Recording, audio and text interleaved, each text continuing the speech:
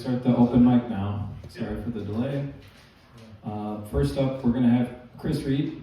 He's a great comedian, awesome performer around here, so give a round of applause for Chris. Thanks, Chris. All right, thanks, Cam. How about a hand for Cam? Thanks, Cam. So they say for a comedian, it's harder to play to a small crowd than it is to play to a large one, so I'm just going to pretend this is a large one. Which is exactly what my wife tells me. Obviously. You can tell by looking at me, can't you? So, quick question. How many people here tonight had a good mom when they were growing up? Who had a good mom? By applause. Yeah? Everybody. That's great, man. I had a good mom, too. My mom was a little bit too protective, though. Like, she was so protective, she used to make me SpaghettiOs for lunch, right? And she'd always add just a little bit of milk to the pot to cool it down so I didn't burn my mouth, which was sweet, you know, but one time I felt bad because she actually got burned. Yeah, while she was adding the milk, she got her nipple too close to the pot. Burned it right up. Yeah, it scabbed over, too. I had to eat dry cereal for a week. So, stressful time in our country right now. Dude, I've been so stressed, I actually started biting my fingernails again. I haven't done that since I was a kid, right? I used to bite them all the time. My dad put a stop to that, though. He was like, boy, next time I catch you biting them fingers, I'm going to stick them in dog shit. He did, too. And it worked. Stopped biting him that day. I did feel bad for the dog, though. He cried the whole time my hand was up his ass. Probably should have taken off my class ring first. Right, Cam? So, did you guys hear about that couple that were remodeling their house and they found that copy of Action Comics #1 in their wall? Yeah, it's the first appearance of Superman from 1938, worth millions of dollars. And what did these idiots do? They got into a fight over it and ripped it in half. True story. Yeah. Reminds me of something that happened with me and my brother. We actually got into a fight over a Spider-Man comic because it had a picture of Mary Jane in her bikini. Ripped it in half. He's still mad at me about that too, which I don't get that. It's been like 2 weeks. New issues out, dude. Just go get it. So I'm a substitute teacher. That's my day job. Yes, they will hire anybody. It's a hard job, man. These kids, hey, they don't listen to me at all, right? I'll be up there trying to teach.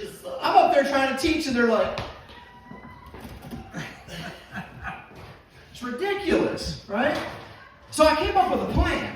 I thought, since most kids these days listen to rap music, what if I were to, like, rap the assignment instructions to them? Well, then maybe they'd pay attention. So the next day, kids were out of control. So I stood up behind the desk and I was like, yo, you better get out your books and get them out fast or Mr. Reed's gonna whoop that. Principal didn't care for that approach. Nah. So sometimes when I tell people I'm a sub, they'll be like, oh, well, working with the kids must make you feel young again. I'm like, actually, most of the time it makes me feel pretty old. Like the other day, I tried to be funny, right? I told the kids, I said, look, if you guys study extra hard, you can be just like Fonzie. Fonzie always gets an A. They were like, who's Fonzie? I was like, Arthur Fonzarelli, you know, Happy Days. They're like, what's Happy Days?